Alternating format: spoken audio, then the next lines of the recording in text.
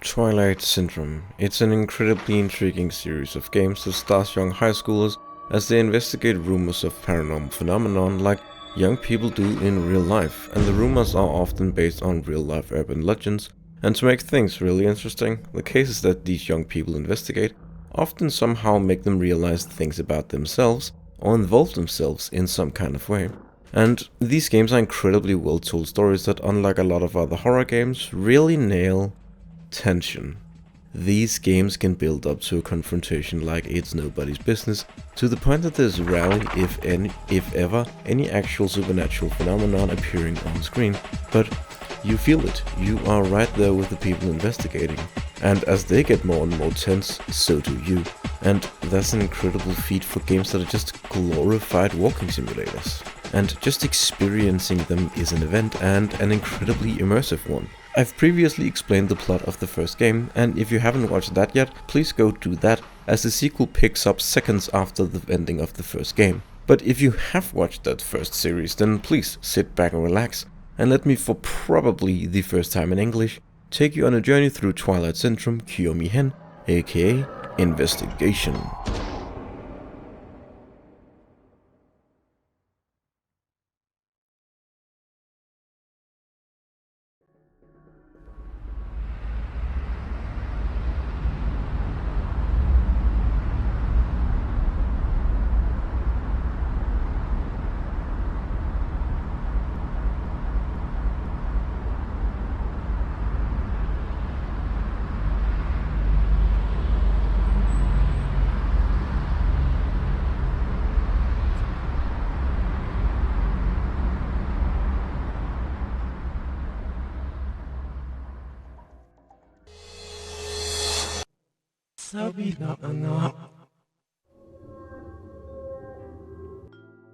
The trio are at karaoke.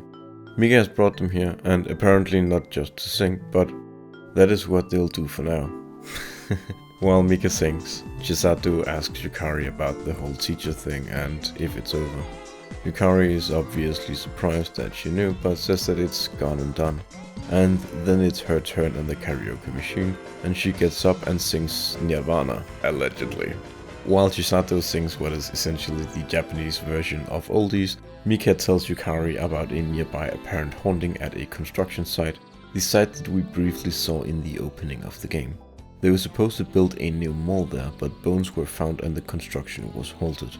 Yukari interjects that the construction could have also halted because of the economic bubble bursting, which happened a few years ago prior to the game.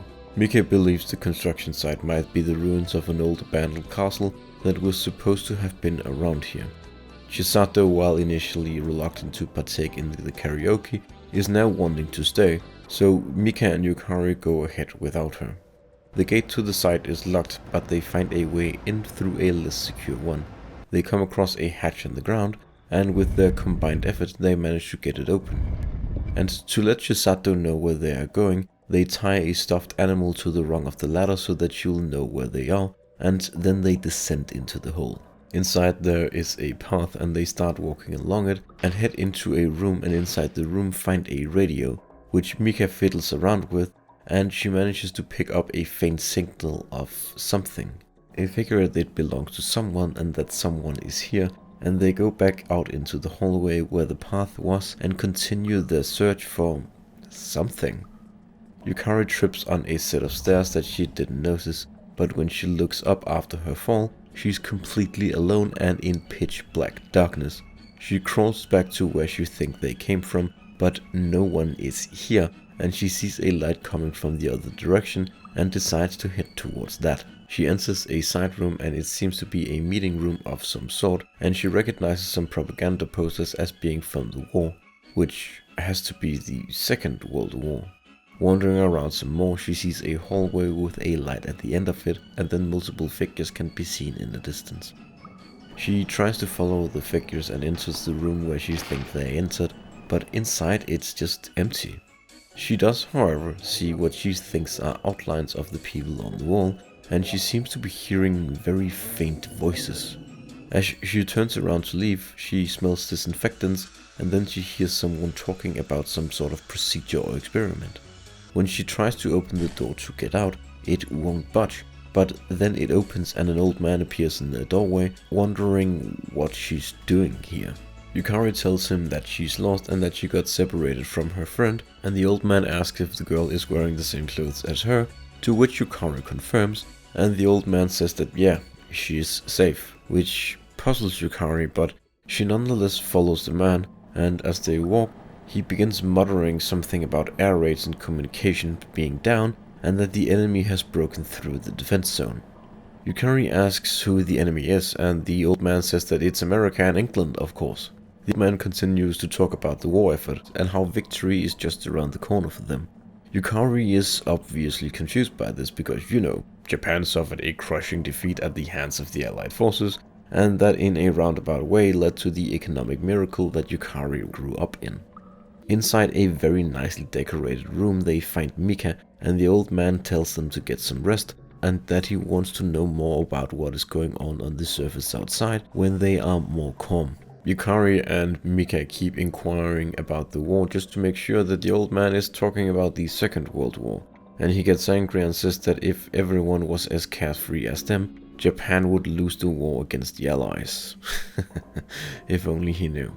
Half convinced that the old man is just senile, they play along and agree to stay in the room they are in, but when the man leaves, they decide that it's too weird in here, and they begin looking for a way out. During their quote-unquote escape, they hear someone coming, and they duck into a side room to hide. Their footsteps sounds like they are heading towards where they are, so they hide in a cabinet, and then the old man enters and gives his report to someone about a project being ready for deployment. The voice says that when they finally deploy the Iron Soldier and drive back the attacking army, they will finally all be able to leave. The voice inquires about the girl he saw being led into the guest room, and the old man gets embarrassed, like he wanted to hide Yukari and Mika and not let anyone know that they are here. Mika and Yukari wonder where the voice came from, as no one else entered the room before the conversation began, and as the man exits and they crawl out, they see a picture on the wall of a man with the same rank as the rank the old man addressed the unnamed voice by, and they wonder if he was talking to that painting. While wandering around looking for an exit, the old man finds them and he scolds them for running off. They say they want to go home, but he won't let them, which of course angers them, and they start shouting at him that the war is over and that it's been over for a very long time, since before either of them were born, and tell him the Allies won and that Japan lost, and that there is no reason for whatever they are building here to be deployed, and that they can all go home. But because they have learned of a secret project, the old man won't let them leave and he subdues them.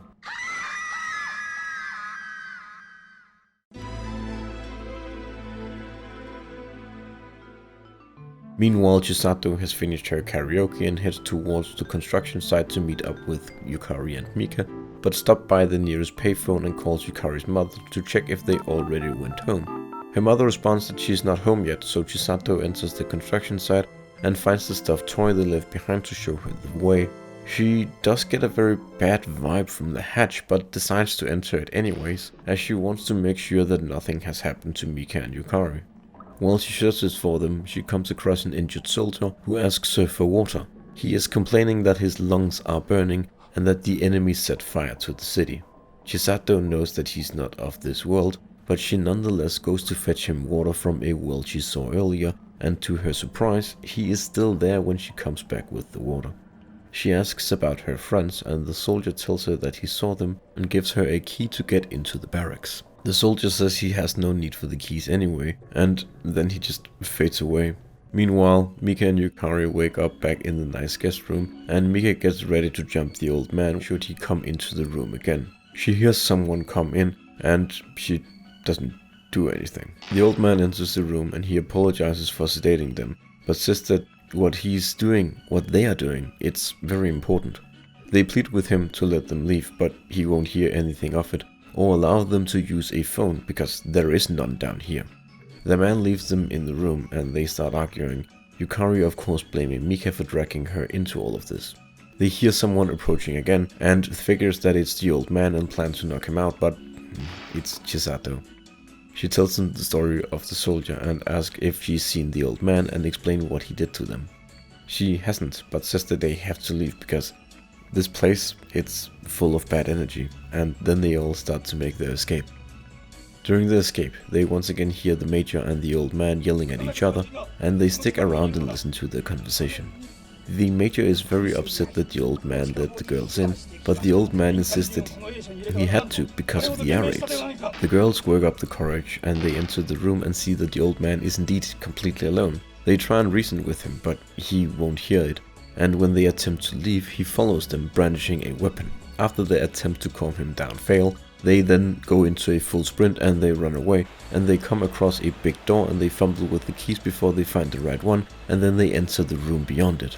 The old man comes barreling towards them and they slam the door on him and lock it, and then make their way through a corridor and enter a large room that looks like some kind of ritualistic site.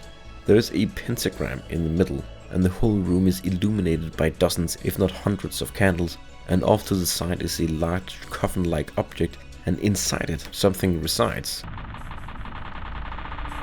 It is like a corpse, but it is twisted and altered. The trio come to the conclusion that this broken Frankenstein-like monster is probably the Iron Soldier, but they don't exactly think that it's gonna be this unstoppable warrior that can crush the entire army of the Allied forces. While they are wondering about this, the old man appears behind them and says that now that they've seen the soldier, there is no way that he will let them go.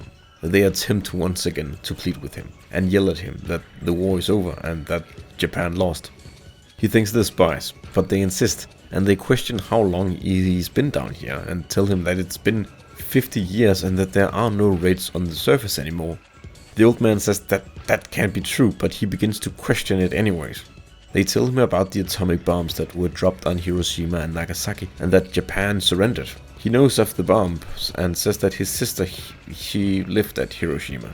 The trio says that it was so long ago that they don't know how to feel about it anymore, because it was before any of them were born, and they know nothing of what it was like during the war, because they didn't live through it, and sometimes they wish people would stop talking about it, and other times they feel guilty for thinking something like that. The old man says that the ritual is gonna happen, but Chisato says that it doesn't matter. There is no one for the Iron Soldier to fight against. While they are all arguing, an airstrike warning is heard over the intercom system, and the old man breaks down and pleads to be free of all this. As he does, the soldier begins to shake, and then it all goes dark, and we hear the old man shout that the Iron Soldier is not supposed to move just yet, and then a screech or a roar is heard and then a thump. The old man says that the Iron Soldier has awoken, and he tells the trio to flee. They run as the facility rumbles and crumbles around them, and it seems like it's all gonna come down any second now. They run around and get turned around, but then they bump into the old man and he points them in the right direction. Before they leave, he says that he now remembers everything, and that he died 50 years ago along with everyone else. They try and convince him that he's alive, but he insists that he's dead, and that he has been before the war entered. The way the old man pointed towards leads them to an underground river, and they jump in and let the current sweep them away.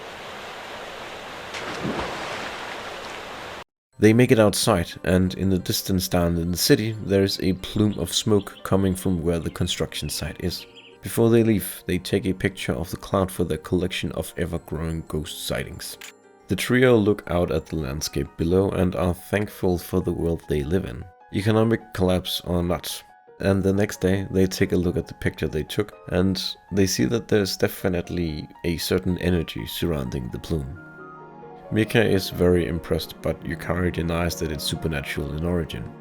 Chisato believes that the explosion and the plume let all the lost souls that she felt down there loose and finally free after so very long.